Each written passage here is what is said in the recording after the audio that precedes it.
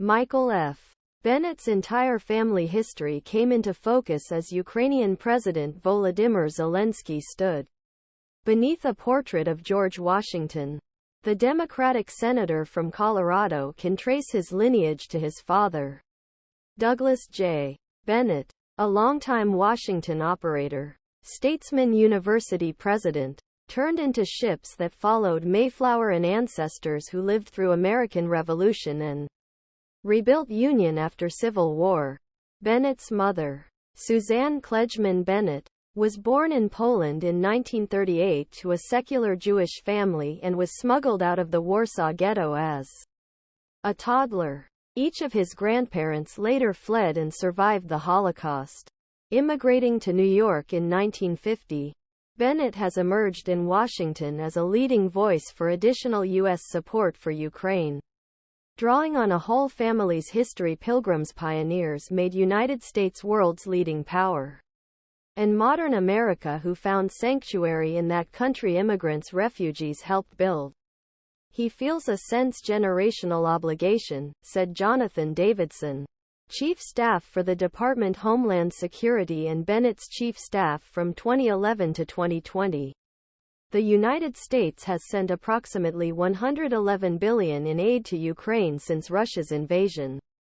President Biden has asked Congress for an additional $60 billion for nation's war effort, as part of a larger national security spending package to support Israel, provide global humanitarian aid, add security to the U.S. Mexico border and counter Chinese aggression in Indo-Pacific region.